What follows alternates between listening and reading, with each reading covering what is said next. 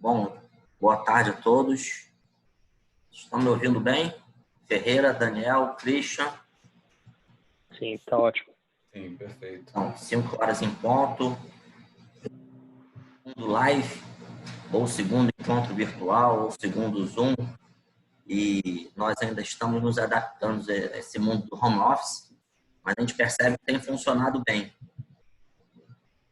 Então, os clientes estão entrando, mas em respeito aos que já estão aí, já temos clientes há alguns minutos conectados. Eu vou aproveitar e vou apresentar que hoje a gente vai fazer a nossa segunda live com o Ferreira. Quem vai participar dessa live sou eu, o Christian, o Daniel. O Daniel, inclusive, a gente aproveitou esse encontro virtual para apresentar ele aos clientes. O Daniel se uniu a Reinvestimentos há poucos meses e ele está conosco na mesa de renda variável. Então, tem uma experiência anterior trabalhando em corretora e a gente aproveitou essa oportunidade por ser um tema que ele domina e gosta, para a gente também apresentá-lo aos nossos clientes. Então, como é que vai ser a dinâmica desse bate-papo hoje? O Christian vai falar rapidamente sobre a Rio. A gente até entende que alguns clientes já conhecem nossa história e já nos acompanham há alguns anos, mas sempre tem ouvinte na live que não são nossos clientes ainda. Esse bate-papo, a intenção que leve entre 40 e 50 minutos. Vai ser um bate-papo bastante interativo entre o Ferreira, eu, o Christian e o Daniel. A gente vai responder algumas perguntas que já foram enviadas anteriormente por vários clientes. O Ferreira faz um fechamento final e a ideia é que toda live leve no máximo 1 hora. Então, passo a palavra para o Christian. Já tem bastantes clientes conectados. E daqui a pouco a gente vai se ver novamente. Bom, boa tarde a todos. Obrigado pela participação dos que estão aqui ainda, já estão aqui conosco. Falando rapidinho a respeito de um pouquinho da história da Rio, um pouquinho do que a gente se propõe a fazer. Enquanto aí alguns clientes vão entrando, mas é conversa de 2, 3 minutos, né? Para falar um pouquinho da nossa história, de como nós estamos hoje, o que a gente espera para frente, né? No finalzinho de 2018, eu, Varela e o Fabrício pedimos demissão dos bancos que trabalhávamos, deixamos 26, 22 e 13 anos de carreira corporativa, respectivamente. Trabalhamos no private banking dessas instituições por muitos anos, antes de fazer a transição de carreira. Criamos a Rio porque entendemos que o modelo de assessoria ao cliente poderia ser melhor e mais eficiente, com foco 100% nos interesses dos clientes, e pensando que as relações têm que ser boas para todos os envolvidos, começando pelo próprio cliente, claro. Então, a Rio tem como um dos seus principais valores a construção de relacionamento de confiança e de longo prazo. Temos convicção de que o nosso sucesso virá com a plena satisfação dos nossos clientes e suas famílias, é claro. Por isso, buscamos a excelência na assessoria que prestamos. Hoje, temos o escritório no Rio, numa casa, numa charmosa vila em Ipanema. Quem ainda não conheceu está convidado a conhecer assim que estivermos pessoalmente lá novamente. E outro escritório em São Paulo, que criamos a partir da chegada de um novo sócio, que veio logo depois do início, que é o Luciano, que também trabalhou conosco no Private do Santander, que é a instituição que trabalhávamos anteriormente.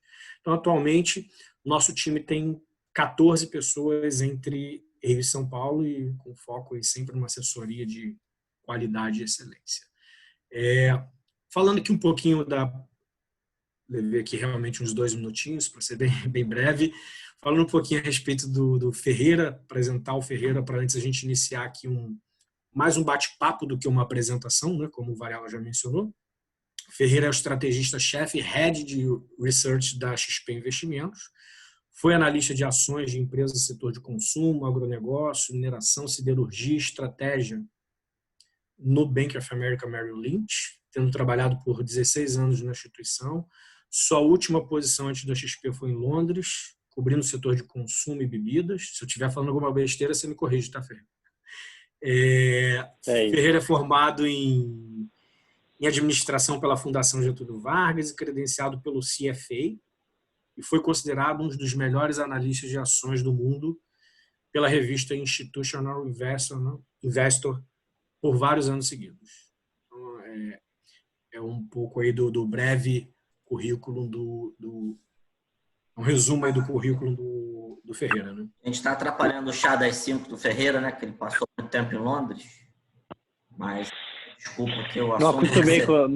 Não consegui acostumar com o chá, não. Eu continuei no café, viu? Que bom. Boa. Então, iniciando aqui o nosso bate-papo, Ferreira, eu quero dar início fazendo uma pergunta para você trazer aqui um pouco do que você pensa em relação a isso. A gente olha para ano, né, e vê o movimento das bolsas ao redor do mundo. Eu tenho aqui alguns dados que eu queria trazer. Até o fechamento de ontem, tá? A gente tinha o Ibovespa caindo 31%, em virtude de queda da depreciação do câmbio. O MSCI, traduzindo para quem não conhece, a Bolsa Brasileira em dólar, com queda de 46% no ano.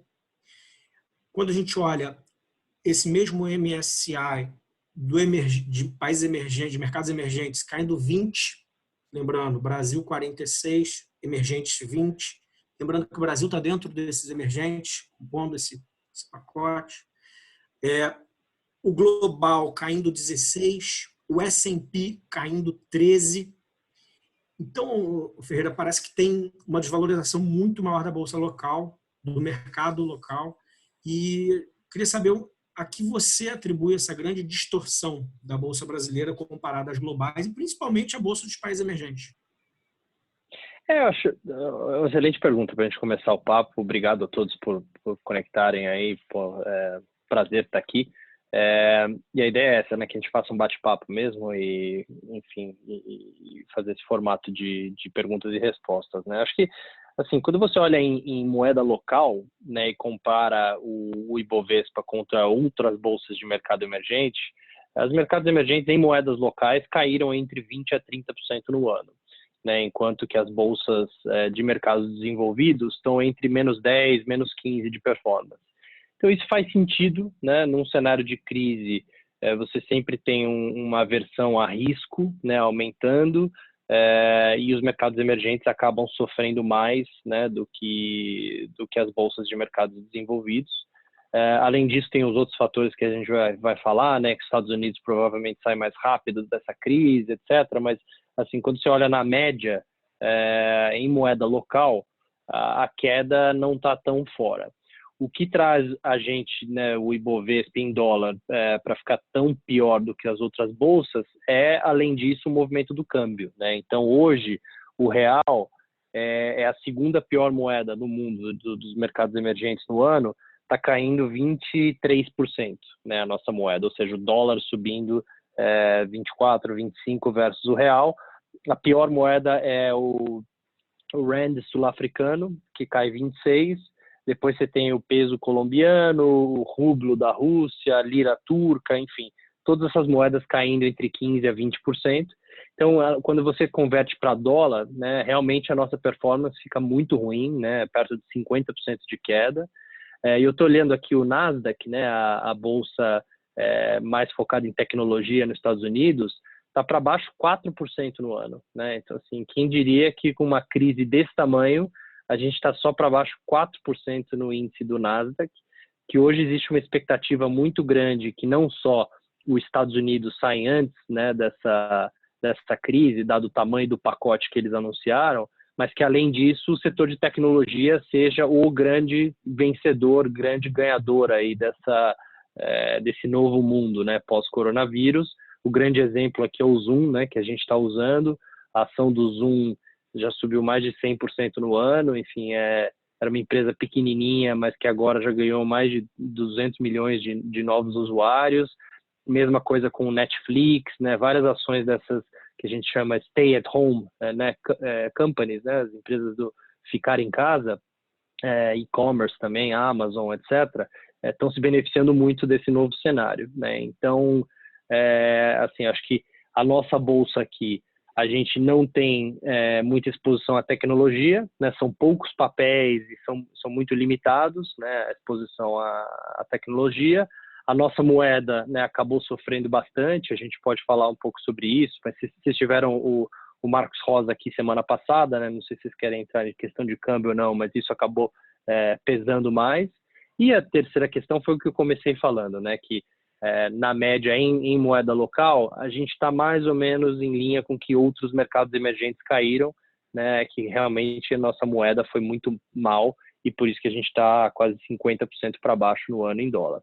Olhando para frente, né, dando uma visão aí não só de retrovisor, né, mas começando a olhar para frente, obviamente, assim, eu concordo com a visão de que os Estados Unidos saem antes da crise, eu concordo que eles têm um poder aí de imprimir moeda, né, que eles têm lá uma maquininha de dólar, né, que seria excelente se a gente tivesse uma também, né, mas, enfim, eles têm um poder de ter um pacote fiscal e um pacote de resposta muito maior do que outros países, então, provavelmente, os Estados Unidos vai sair antes dessa crise, sim.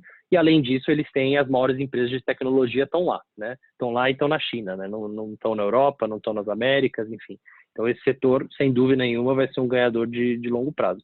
Dito isso, as bolsas americanas já voltaram a ficar caras, né? Assim, a gente vai ter uma queda de lucro esse ano gigantesca. Assim, o consenso nos Estados Unidos está estimando uma queda de mais ou menos 10% de lucro para esse ano, mas é pouco, tá? Vai ser mais do que isso, o consenso ainda está atrasado. E quando você usa as estimativas mais novas, né, mais recentes dos analistas que cortaram os números mais recentemente, você já vê que os múltiplos de preço sobre lucro já estão até acima do que estavam em janeiro, né? Então, antes da queda. Ou seja, a Bolsa Americana, com essa alta de preço e a queda nos lucros, voltou a ficar cara.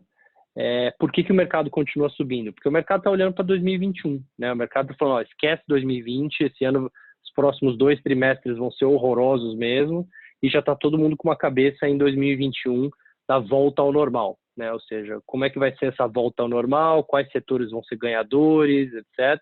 Quando você olha para 2021, as bolsas lá fora estão na média histórica agora. Então, assim, não tão caras, mas também não tão baratas. Aqui no Brasil, a gente ainda está abaixo da média histórica, mesmo olhando para 2021. Então, o Ibovespa hoje está mais ou menos 10 vezes lucro para 2021, enquanto a média histórica é em torno de 12. Então, assim, o que eu acho em relação a essa dicotomia, né, de performance Estados Unidos e Brasil. Sem dúvida, lá a gente tem um otimismo maior no curto prazo, mas se você olhar num horizonte mais longo, provavelmente a gente tem um potencial de valorização até maior do que os Estados Unidos, porque a gente está ainda num patamar bem mais deprimido de preços, né? Então, lá essa volta do mercado foi muito mais rápida do que a gente está vendo aqui, né? Então, provavelmente num horizonte mais longo, a gente tem um potencial de valorização maior do que lá. O Daniel tinha alguma coisa a respeito desse assunto de setor, justamente a respeito disso que você estava falando anteriormente, né, de quem sairia prejudicado ou vencedor após essa crise, né, Daniel? Exatamente. Ferreira, prazer estar falando com você, um prazer também estar sendo apresentado a todos os clientes, futuros clientes. E já vou emendar uma pergunta aqui. Do seu ponto de vista, quais setores da economia serão os maiores prejudicados pós-coronavírus e quais os mais beneficiados ou menos impactados? Pergunta fácil. Eu acho que Pergunta fácil. Exato. Total. Mas, assim, acho que o mais óbvio, sem dúvida nenhuma, é o setor aéreo, né? Para vocês terem uma ideia do setor aéreo, mais ou menos 60%, 70% da receita das empresas do setor aéreo vem do viajante a trabalho, né? Não o viajante a lazer. as pessoas que viajam a lazer, elas são mais ou menos 60% a 70% do volume de passageiros, mas da receita é o contrário, né? Então, mais ou menos 70% da receita vem do viajante de negócios, e do lucro operacional é mais ainda, quase 100% do lucro vem desses últimos 3 ou 4 assentos que são vendidos no voo. Então, sabe aquele assento que você, preciso ir para São Paulo, compra agora na hora o assento e você paga uma fortuna? Aquilo ali que está gerando o lucro do voo. Todo o resto dos passageiros, os outros 100 e poucos passageiros do voo, só estão cobrindo o custo do voo. Então, assim, o lucro... Alô? Oi, voltei. Que estavam me ligando aqui. O lucro inteiro vem desses últimos 3 ou 4 assentos que eles vendem, que obviamente é sempre para esse viajante de negócios, né? Então, assim, é um setor que não só está sendo muito impactado no curto prazo, porque tiveram que parar as operações completamente, né? E não foi culpa do setor, não, o setor estava indo bem. É um setor que é muito cíclico, né? A atividade econômica, porque tem um custo fixo enorme, né? Custo dolarizado e uma receita em reais, né? Então você vende assentos em reais, você tem um custo em dólar, tem a questão do petróleo que ajuda, só que mesmo no petróleo, as empresas aéreas elas já estavam redeadas, né? Elas já estavam compradas em petróleo para os próximos 6 meses. Então, assim, demoram a se beneficiar. E é um setor que, sem dúvida, vai ter mudança aí de padrão de consumo no longo prazo, né? Então, assim, essa própria reunião que a gente está fazendo aqui, muitas empresas vão chegar nessa conclusão de que, pô, será que eu preciso viajar para fazer uma reunião? Será que não dá para a gente fazer um Zoom, né? Faz online e já mata, enfim, a produtividade até aumenta, né? Porque você consegue... Exato. Então, assim, vai ter mudança de comportamento de longo prazo, que o setor vai ter que se reinventar, né? Então, é um setor que, obviamente, os papéis caíram muito, né? O governo agora está vindo com esse pacote de auxílio, né? De quase 50 bilhões de reais. O governo vai dar uma dívida para essas empresas, mas com uma opção de converter em ações, né? Ou seja, uma debênture conversível, que eu acho que é uma saída excelente do BNDES, porque não dilui os acionistas atuais no preço atual das ações, e essas debêntures só se convertem em ações se o preço voltar a subir, né? Ou seja, você dá um poder do governo participar desse upside, né? Participar dessa alta, se o setor recuperar, e não dilui o acionista atual num preço extremamente baixo, né? Então, eu acho que é uma saída boa. Porém, como eu falei, assim, acho que é um setor que vai ter que se reinventar, vai passar por um momento difícil, porque quando a gente olha para a Ásia e a gente olha para a China, a gente vê que as pessoas ainda não estão viajando, né? Assim, as pessoas estão com medo de sair de casa, enfim, elas estão indo para o trabalho de volta para casa, né? Os restaurantes continuam vazios, os shoppings ainda estão bastante vazios na China, então, por mais que eles conseguiram controlar a epidemia, vários setores vão demorar muito mais a recuperar.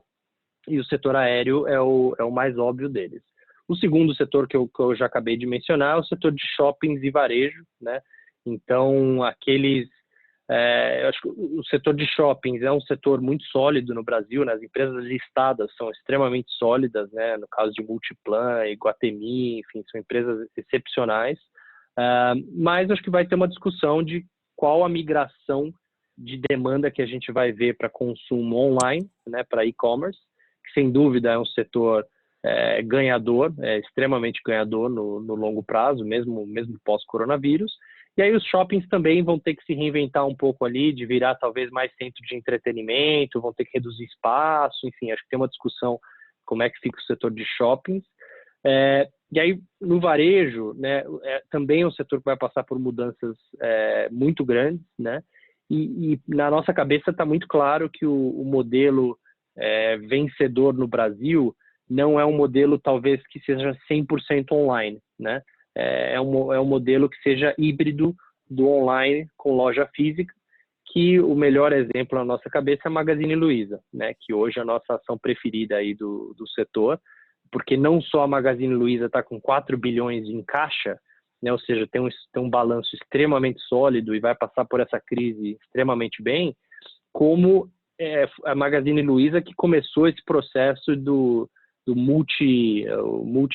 multicanais, né, o omnichannel que eles falam, que é usar a loja física como um centro de distribuição, né? Então eles conseguem usar essa capilaridade de lojas para fazer aquela distribuição muito mais rápida e próxima do cliente final, né? Então eu mesmo estou me mudando agora, estou em mudança, e eu fiz todas as compras lá no Magazine Luiza porque era a única que entregava em 2 dias, né? Todas as outras lojas pediam 7 dias, 10 dias, 15. A única que eu conseguia entrega rápida era lá, porque é isso, né? Eles usam aquela loja física como aquele hub, né, do centro de distribuição. Então, eu acho que do varejo tem ganhadores e perdedores, né? Acho que quem está só em loja física vai ter uma dificuldade na recuperação, porque acho que vai ter uma migração para o online e também as pessoas vão demorar um pouco a voltar ao seu padrão de consumo, né? A não ser que a gente encontre aí uma vacina ou um remédio que funcione. Enquanto as pessoas tiverem medo de sair de casa, não adianta o governo pedir para reabrir, que não vai adiantar muito, né? Você vai reabrir e não vai vender, né? Então, o setor de varejo é um setor que é bastante impactado também no longo prazo, né? Então, acho que esses são os 2 principais. Do outro lado, de quem é ganhador, né? Como eu falei, e-commerce, tecnologia, sem dúvida, é o setor que mais se beneficia. Um outro setor que a gente gosta, né, e que a gente alocou bastante a nossa carteira desse mês nesse setor, é o setor de commodities, né? Então, a gente adicionou na carteira Vale, a gente adicionou Suzano, a gente adicionou JBS e Marfrig. Então, assim, a gente migrou bastante para uma carteira mais dolarizada, né, de empresas que têm receitas dolarizadas. E essas 3 commodities, né, o caso do minério de ferro, o caso da celulose e as proteínas, elas são muito mais expostas à China, né, do que é o caso do petróleo. O petróleo é uma commodity global e depende muito da atividade econômica global, né, que a gente sabe que está muito ruim. Então, essas outras 3 commodities que eu falei, como elas são muito mais dependentes da China para fazer preço, e a China já está se recuperando.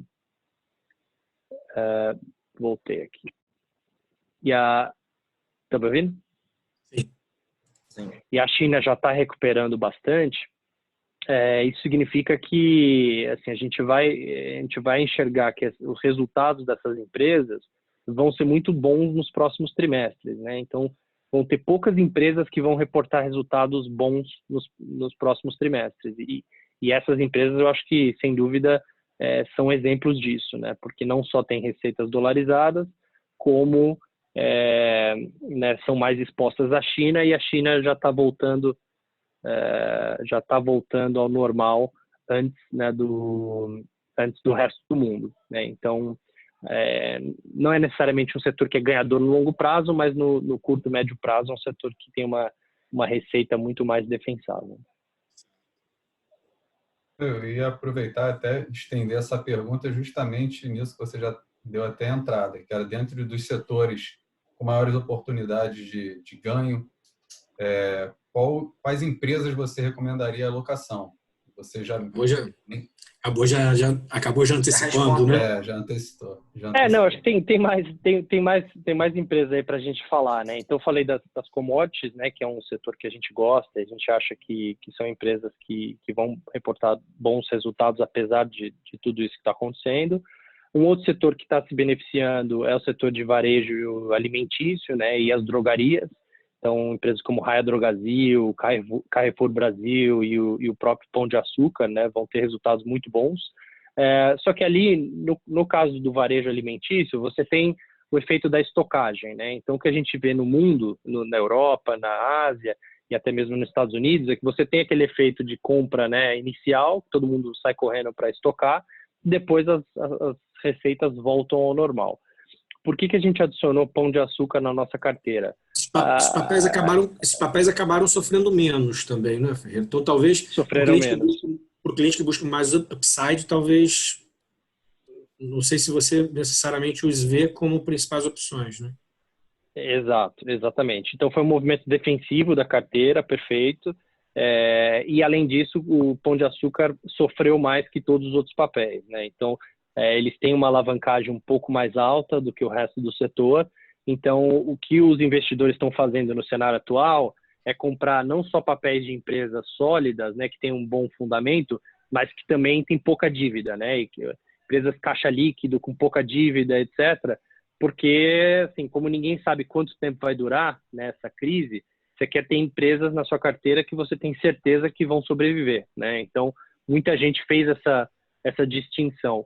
A gente acha que o caso do Pão de Açúcar, eles estão tranquilos, apesar de ter uma alavancagem um pouquinho maior, a gente não vê grandes riscos, né, grandes problemas, e a gente viu essa performance muito pior do que Raia e Carrefour Brasil como uma oportunidade, mas sem dúvida é um movimento mais defensivo de carteira, né?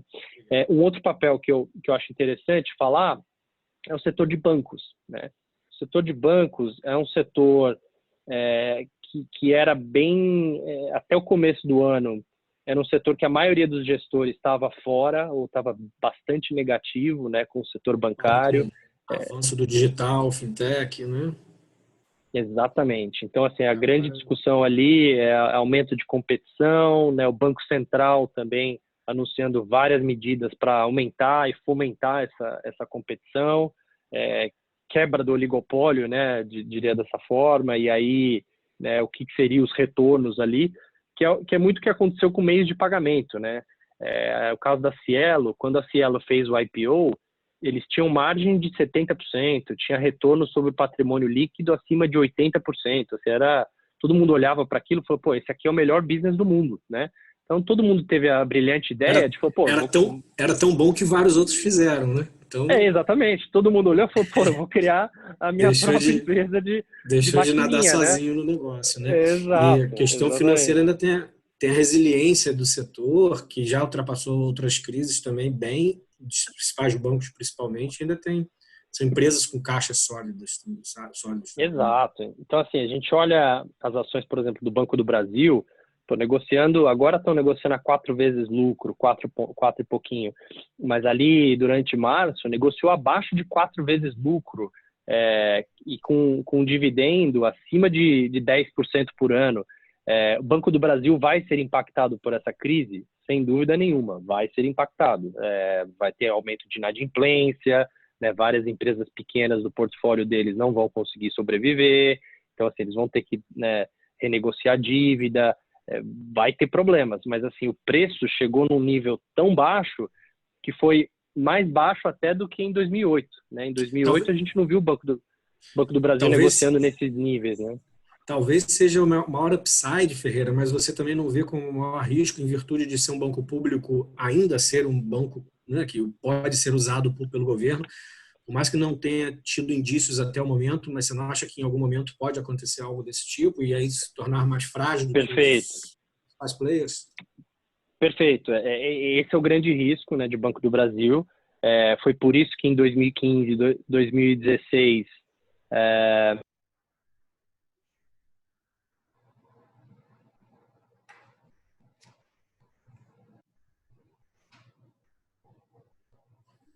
Ficou mudo aí, Ferreira. Ferreira tá mudo. Ferreira tá mudo. Ficou no mute aí, Ferreira. Alô? Não tá escutando a gente? Tá mudo, Ferreira. Eu acho que você perdeu, foi teu Bluetooth aqui. Voltou? Voltou. Boa. Onde que eu parei? Então, logo depois que eu falei a respeito do Banco do Brasil ser público ainda. Desculpa. Falei bastante aí no mudo, desculpa. Não, o que eu estava falando é o seguinte, o banco, os papéis do banco já negociaram nesses níveis de múltiplo, aí 4 vezes lucro, ali em 2015, 2016. E ali era um outro governo, né, e um governo que realmente tinha uma intenção de usar o banco como instrumento de política, né, monetária, e por isso que, né, assim, acabou negociando num patamar tão baixo. Existe esse risco hoje em dia? Sem dúvida existe. mas a gente acha que esse risco é pequeno, tá? Inclusive eu fiz essa pergunta para o ministro Paulo Guedes, né, na live que a gente fez com ele 2 semanas atrás, e ele falou, olha, a gente está usando Caixa e a gente está usando BNDES porque a gente não tem 100% do Banco do Brasil. Então ali a gente tem que passar pelo conselho, a gente tem outros acionistas, é uma empresa listada, então ali a gente tem programas, né, de auxílio à pequena e média empresa, mas a gente ali é uma empresa com a sua própria governança. Então, assim, excepcional, né? Se for essa linha mesmo, Só perfeito. manter. Exato, só manter.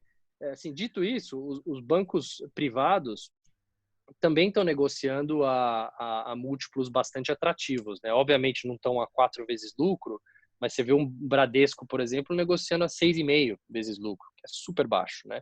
O Itaú negociando a 7 vezes lucro, os dois papéis pagando em dividendos 7, 8%. Então, assim, você compara contra uma Selic abaixo de 4, e com a solidez, né? Acho que o Varela, inclusive, queria falar um pouco a respeito de Então, dividendos. Acho que você até cabe, está né? respondendo as nossas perguntas antes da gente fazê-las. Isso porque a gente não combinou. Falando Exato. um pouco das carteiras dos nossos clientes, a gente acompanha alguns clientes, algumas famílias que gostam, ao longo da vida, de ir comprando ações que são boas pagadoras de dividendos, né? Independente do side ou não desses papéis. Diante de todo esse impacto da crise, não sei se você já tem um estudo, se você já tem alguma sinalização desse impacto na distribuição de dividendos, se vai ser esse ano, no ano seguinte. E, diante disso, quais seriam as empresas que vocês indicariam para os nossos clientes que querem aumentar a carteira ou formar uma carteira de ações boas pagadoras de dividendos? Não, perfeito. Ações de empresas que são boas pagadoras de dividendos, no longo prazo são excelentes ações, tá? E por que disso? Porque se a empresa ela paga bastante dividendo, significa que ela gera muito caixa, né? E no final do dia, geração de caixa é o que determina o valor de uma empresa, né? Então, isso mostra a solidez financeira daquela empresa. Obviamente, quando você compra um papel de dividendo, por exemplo, de uma empresa de transmissão de energia, né, que é o caso da Taesa, por exemplo, que a gente tem na nossa carteira de dividendos, ou da AES-Tietê, etc., você está comprando muito mais um fluxo de dividendos e muito menos crescimento, né? Então, você ali é muito mais parecido com um papel de renda fixa, né? E muito menos uma questão de crescimento. Só que existem empresas, né, que conseguem oferecer os dois, né, que pagam bons dividendos e que também tem crescimento do seu caixa ao longo dos anos, né, e aí conseguem oferecer crescimento de dividendos, né, que é uma estratégia bastante interessante também. Não só olhar para o dividendo sobre o preço, né, que é o famoso dividend yield, né, o rendimento dos dividendos, mas também olhar para crescimento de dividendos, porque isso significa que a empresa está gerando mais e mais caixa e está aumentando essa distribuição de dividendos. A nossa carteira atual de dividendos sugerida, ela é bastante focada no setor elétrico por um simples motivo, né? A Selic caiu bastante, os papéis da bolsa como um todo caíram bastante também. Então a gente vê o nível de rendimento dos dividendos, né, o famoso dividend yield, aí do setor elétrico, entre 8, 9 e em alguns casos até 2 dígitos, né, até 10% de dividendo, que é extremamente interessante, né, versus a Selic abaixo de 4. Então a gente, na nossa carteira, a gente está mais focado, né, em papéis dessas empresas estáveis e sólidas, bastante focadas no setor elétrico, né? A STT, a gente tem Taesa, a gente tem Transmissão Paulista, e a gente tem um papel de saneamento também, que é a Sanepar. Mas, além disso, a gente adicionou o Banco do Brasil também na carteira de dividendos, que parece estranho, né? Mas adicionou um banco, né, na carteira de dividendos, e é um pouco mais nessa linha de pegar um papel que tem um pouco dos dois, né? A gente vê upside de preço e também com um dividendo interessante. Então, acho que o setor bancário hoje, dado o nível de preço, qualquer um dos papéis, eles entram aí nessa categoria de dividendos também, né? Não são papéis historicamente conhecidos, né, por serem altos pagadores de dividendo, mas como a bolsa caiu bastante, né, o nível de dividendos hoje está bem interessante no setor bancário. Acho que dito isso, é importante para quem investe, né? Não sei se tem uma pergunta, mas quem investe em fundo imobiliário, quem investe em papéis, né, de bons pagadores de dividendo, tá atento que existe sim o risco das empresas não pagarem o dividendo para os próximos 6 a 9 meses, né? Então a gente está vendo muito anúncio disso já, né? De empresas segurando o dividendo, de fundos imobiliários também segurando o dividendo no curto prazo. Porque está todo mundo focando em caixa, né? Ou seja, todo mundo quer segurar o caixa, porque ninguém sabe quanto tempo vai durar, né, essa crise, enfim, e como vai ser o impacto nas receitas. Então, você tem ali, sim, uma restrição de pagamento de dividendos de curto prazo, né?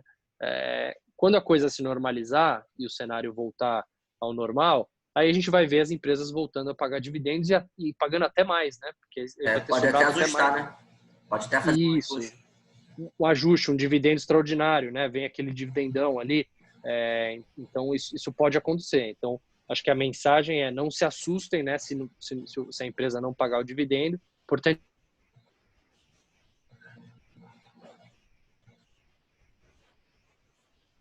ele travou. Não sei se você está nos ouvindo, mas travou. isso significa que... Voltou, você deu uma travada aí, Ferreira. Não se assuste. boa. Não pagar. Não se assuste se as empresas não pagarem dividendos. Exato. Né?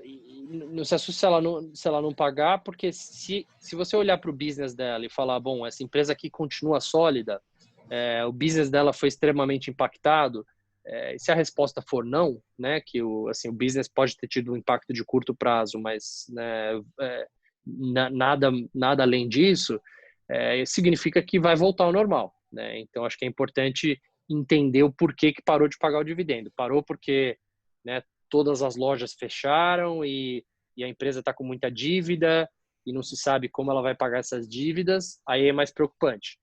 Se é um caso de, não, está segurando agora pro curto prazo, mas vai voltar ao normal e o business né, da empresa tá normal, aí tranquilo, entendeu? Aí não me preocuparia não com Como é o caso esse dos bancos, atraso por de exemplo, dividendo. né? Como é o caso dos Dos bancos, bancos, que exato. provavelmente vão pagar o mínimo, que é 25, e segurar o caixa, né? Isso, Não, exato. Até porque o governo está exigindo isso, né? O governo está falando, olha, a gente está te dando esse monte de diminuir o dinheiro compulsório. de liquidez, diminuindo o compulsório, fazendo várias medidas. A contrapartida é que vocês segurem o dividendo, que vocês segurem bônus para os executivos, para que não tenha aumento de salários, etc. Que eu, sinceramente, acho que tudo isso é correto. justo, tá? Acho Faz que sentido. Correto, exato. Então, tem uma outra pergunta que você acabou que você no início já praticamente respondeu, mas eu vou fazer de novo se tiver mais alguma coisa para complementar. A gente tem ouvido muitas lives de assets, né, de gestores de fundos, principalmente de fundos de equity multimercado. E a gente tem percebido claramente que tem um grupo de gestores que preferem claramente comprar a Bolsa Americana. Tem um outro grupo que prefere comprar a Bolsa Brasileira. Diante dessa visão diferente, que ainda bem que são diferentes, né? Porque senão os fundos seriam iguais. Sim. Qual a tua opinião e o que você entende? Onde estão as maiores oportunidades para o investidor ou para os próprios fundos, tanto de equity quanto de multimercado? Sim.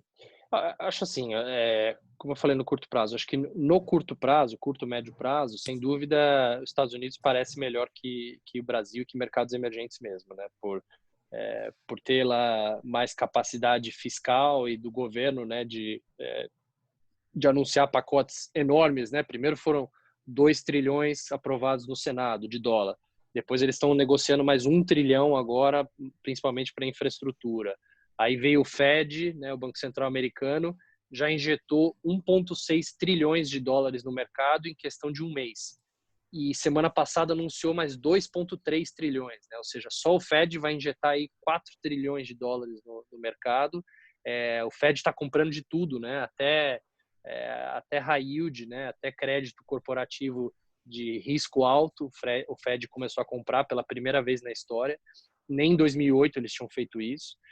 Então, assim, o Fed está dando uma opção ali, está dando, né, o que a gente chama do backstop, né? Está botando um floor no mercado e falando, ó, aqui ninguém vai quebrar, né? Eu vou dar crédito para todo mundo enfim, tem dinheiro infinito, né? E eles falaram isso, que vão fazer quantitative easing infinito, né? O que for preciso, que é quantitative easing é a compra de títulos no mercado, né?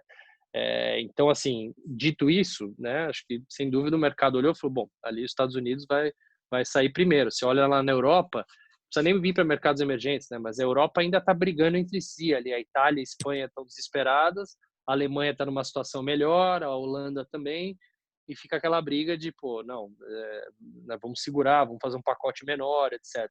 Então já tem muita gente imaginando o que vai ser o futuro da Europa, né, daqui a alguns anos. Tem bastante gente imaginando que Itália talvez precise sair, né, da Europa, precisa de uma moeda mais fraca, e precisa ter, né, não precisa ter essas amarras, né, da zona do euro. Então, assim, tem uma briga enorme ali para aprovar um plano de 900 bilhões de euros, né? E os Estados Unidos anunciou 2 trilhões que foi negociado em uma semana, né?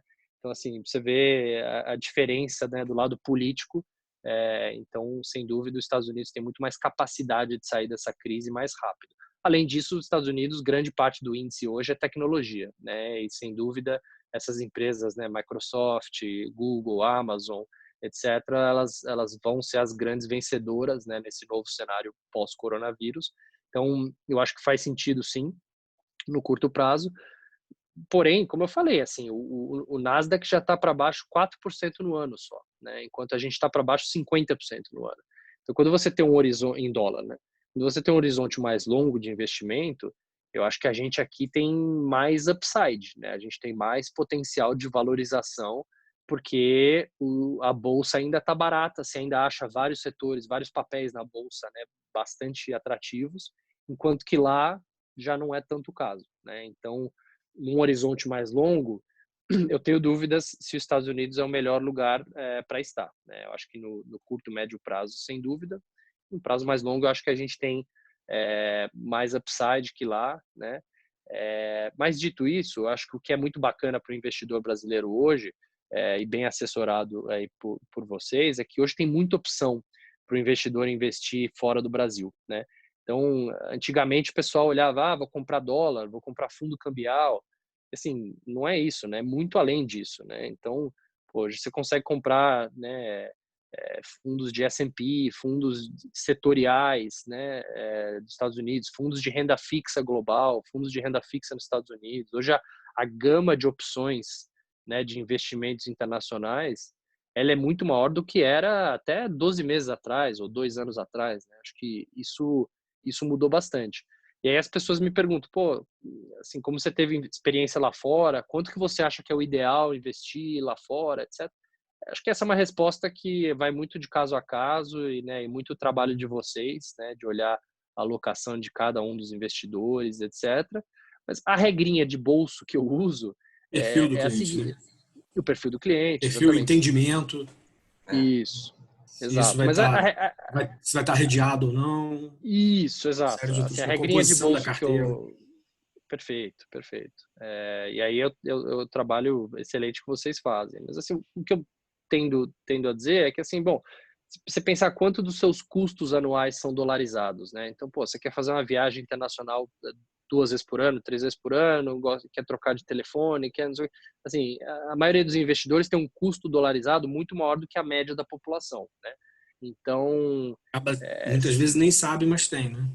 exatamente, exatamente. Então, assim, se for 20% dos seus gastos anuais foram em gastos dolarizados, você deveria ter 20% da tua carteira em ativos que não sejam em reais, né? Ou seja, em euro, em libra ou em dólar, enfim, mas que te proteja, né, desses momentos de alta elevada do câmbio, porque Se você tem 100% da sua carteira em reais e uma grande parte dos seus custos dolarizados, você fica no final do dia descasado, né? Igual as empresas aéreas, estão vendendo, né, assento em reais e tem custo em dólar. Então, nesses momentos de crise, acaba penalizando bastante, né?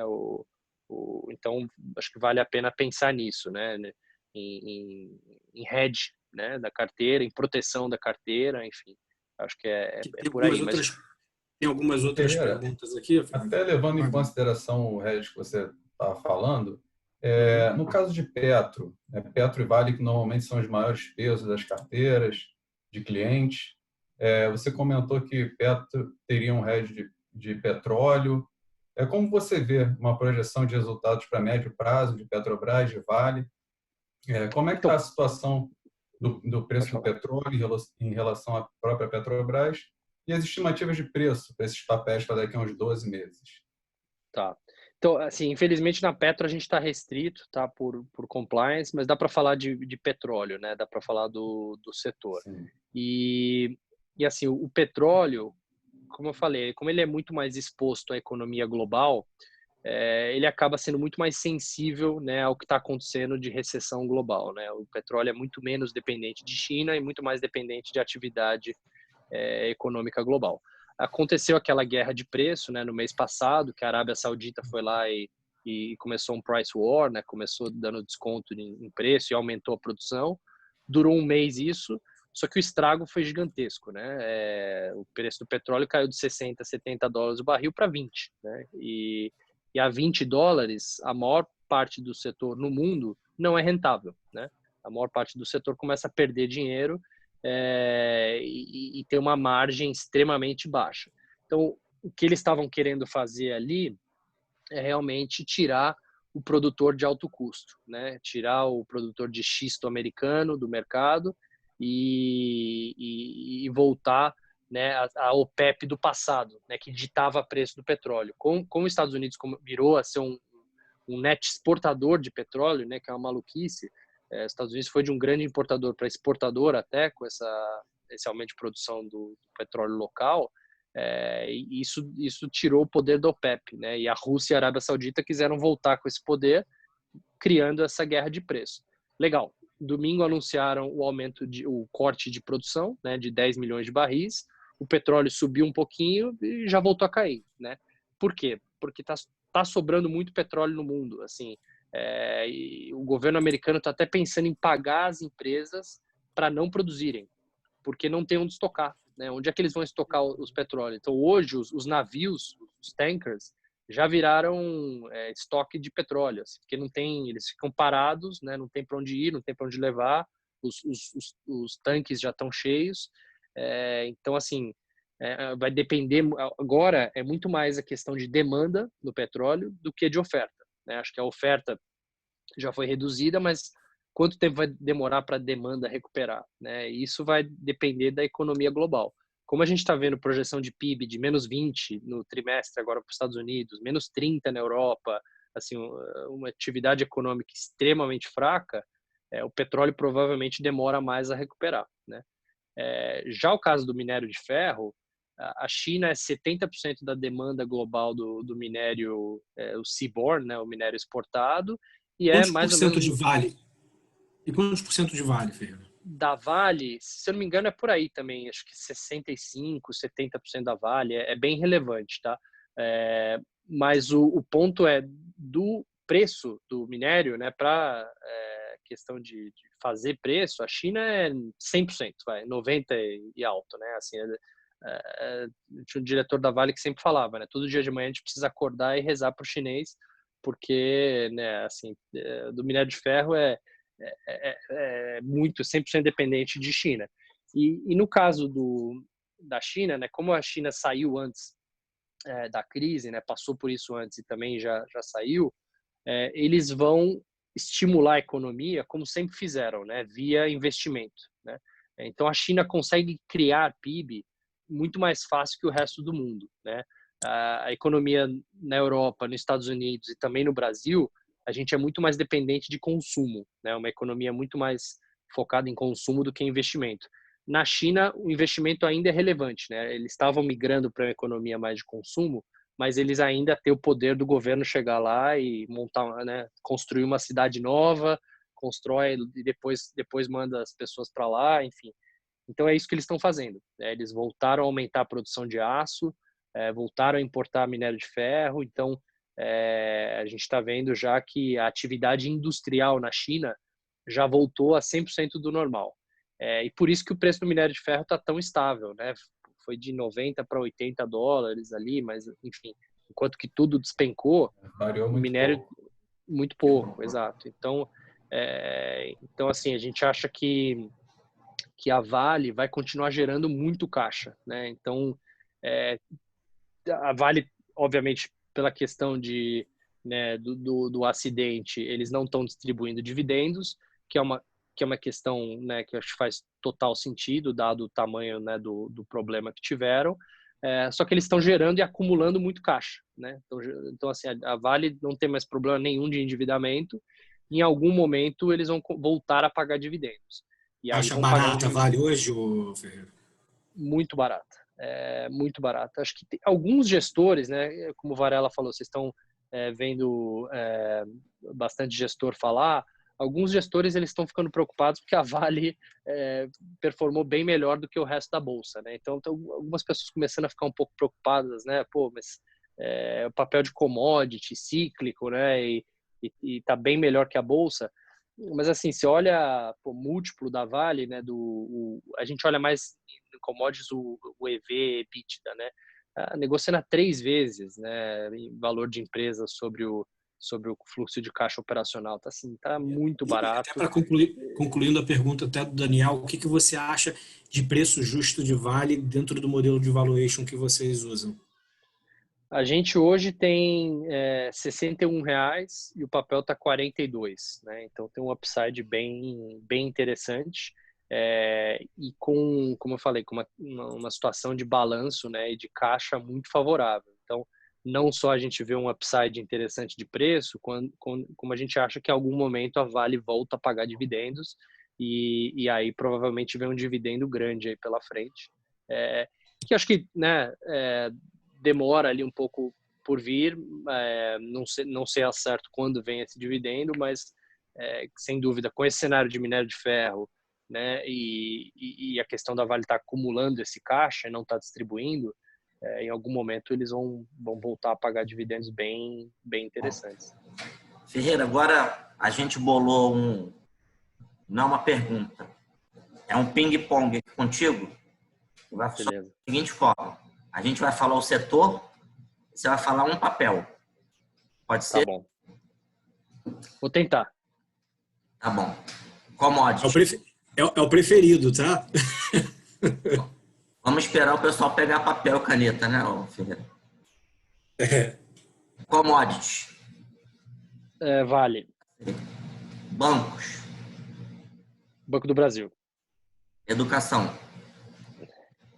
Educação a gente não cobre no research, mas são papéis interessantes, porém eles são muito alavancados ao cenário econômico brasileiro. Então, assim, é diferente do resto do mundo. No resto do mundo, quando tem uma crise econômica, as pessoas vão procurar o setor de educação, né? Vão fazer MBA, etc. No Brasil, ao contrário. No Brasil, as pessoas vão fazer a faculdade porque estão empregadas, né? Então, é um setor que é super cíclico, né? E, além disso, tem uma grande questão aí do ensino à distância e qual o valor que as pessoas querem pagar por ensino à distância. Então, esse valor ele é menor do que o ensino, né, presencial. Presencial, exatamente. Então, por isso que esses papéis sofreram tanto, né? Porque eles acabam sendo pró-cíclicos e não contra-cíclicos, né? E existe uma discussão também o que vai ser o setor no pós-coronavírus, aí como é que esse setor vai voltar ao normal. Então, assim, acho que tem uma empresa, que é o caso da Anima, que é bem interessante, porque a Anima fez uma oferta muito grande, a própria Croton também, né, a Edux, então elas duas estão com um balanço muito forte. Então, acho que isso é interessante, né, olhar... Não, desculpa, a Cogna. Cogna que é a antiga Croton. isso, Croton. Cogna e Anima, as duas não só né, são boas empresas bem geridas, mas estão com um caixa enorme. Então, vão conseguir passar bem por essa crise, né? Mas tem que lembrar que é um setor que aí entra naquela caixinha do setor um pouco mais cíclico, menos resiliente. A pública, meses atrás, a R$11. Chegou a 3 e pouco. Tá a 5 agora, exato. Vamos lá, varejo e consumo. Magazine Luiza. Aviação. Aviação Azul. Construção civil. Pensei que na aviação você fosse pular, mas tudo bem. Eu achei que você ia pular também. Falar próxima, né? Próxima. Não, já que tem que escolher um, é Azul, mas, enfim, acho que as duas empresas aí Azul e Gol, vão sofrer muito, né? É um setor difícil. Né? Próximo. Construção civil. Construção civil, a gente prefere Cyrela, mas a gente gosta tanto de Cyrela e Exetec, que são as duas preferidas aí, mas Cyrela é a preferida. Elétrica, eu diria Engie, antiga Tractebel. A gente tem a Copel também, a gente tem Copel também na carteira, só que as distribuidoras de energia estão sofrendo hoje em dia com a questão da ANEEL, né? Enfim, acho que tem um problema aí que a ANEEL não deixa as empresas mais cortar a energia, enfim, as distribuidoras estão sendo um pouco mais impactadas. Então eu diria Engie, que é Saúde. A antiga Tractebel. Saúde, a gente também não está cobrindo o setor de saúde e educação, a gente está em transição aí de cobertura, mas assim, o nome que todo gestor me fala é a Apvida, né? A Apvida é o papel preferido aí da maioria dos gestores. Né? Shopping. Iguatemi. Telecom também não cobrimos e não quero falar de Oi também. Porque Transporte e logística. Transporte e logística, CCR. Exportadora. JBS. Beleza. Agora o Christian vai fazer a última pergunta. Tem uma última pergunta aqui para a gente fechar também, respeitar o horário, acho que coube aqui direitinho. E a gente aprende na vida algumas coisas, né? Então, muitas das vezes, a gente, mais do que saber o que vai fazer, a gente tem que pensar no que não fazer. E nesse momento, Ferreira, você aí com toda a sua experiência, de tudo isso que a gente falou anteriormente, o que você não faria? Pô, excelente pergunta, Christian, que eu acho que essa é a mensagem, está no final, mas talvez seja a mensagem principal aqui do nosso bate-papo, que é que assim, hoje em dia não precisa ser herói, tá? Então isso é muito importante isso, porque muita gente quer comprar aquele papel que caiu 80% só porque caiu 80%, né? Pô, caiu pra caramba, é uma oportunidade. Só que assim, a gente já lembra do caso de OGX, né? Lembra do caso de um monte de empresa que ficou pelo caminho, né? Até pô, na última crise a própria Sadia teve problemas, né? Acabou virando BRF, o próprio Unibanco teve problemas. Então assim, mesmo a empresa Aracruz, né? Empresas grandes que você nunca imaginava que iam passar por problemas, às vezes passam, né? E não ficam aí para contar a história, né? E aí o acionista ali acabou perdendo muito dinheiro. Então lembra o seguinte, o papel que caiu 90% é o papel que caiu 80% e depois caiu mais 50%, né? Ele foi de 10 para 2 e de 2 para 1. Então, assim, comprar um papel só porque caiu demais não é uma boa estratégia. Então, acho que tem hoje muita oportunidade de empresas de qualidade que você sabe que vão passar bem por esse cenário, né? E que vão sair lá no final do túnel talvez até melhores, porque os competidores menores e privados não vão sobreviver, infelizmente, e essas empresas vão ganhar a participação de mercado. Muito mais do que, às vezes, comprar um papel só porque ele caiu demais, porque, às vezes, tem uma razão ali por trás disso. Isso se vale também para outros ativos, né? Vale também para dívida corporativa, enfim, vale para renda fixa, né? Eu acho que saiba o que você tem na carteira mas saiba o porquê que você tem aquilo na carteira. Acho que talvez até mais importante do saber o que você tem é saber o porquê, qual o racional daquilo que... Por que está barato demais, né? É isso. Teoricamente barato demais, né? Não necessariamente. Isso, exato. Não, às vezes não necessariamente ele está barato, né? Caiu por um motivo, né? Eu ia até pedir para você fazer umas considerações finais, mas eu acredito que essa tua última mensagem foi uma mensagem importante, forte para todo mundo. E para a gente respeitar o horário, fez 18 ponto agora. Primeiro, agradecer a tua disponibilidade de tempo, que eu sei que a gente acabou concorrendo aí com a demissão do Mandetta e você deve estar sendo super assediado, por isso seu telefone estava tocando. Sim. Realmente ele escolheu o pronunciamento para a hora que a gente começou a falar, mas não prejudicou em nada, foi bastante interessante suas palavras. A gente agradece novamente. Obrigado, Daniel. Obrigado aos clientes e aos futuros clientes. E a gente fica à disposição de vocês. E assim que a gente tiver um outro tema para tratar, a gente vai divulgar. E quando o Ferreira puder vir ao Rio, vamos fazer um presencial com ele lá na Vila. E outro em São Paulo, de repente lá na XP. É isso. Obrigado, gente. Boa tarde, boa noite, boa semana. Muito Valeu, obrigado. Obrigado, boa noite. Tudo de bom. Boa noite. Obrigado, gente. Boa noite a todos.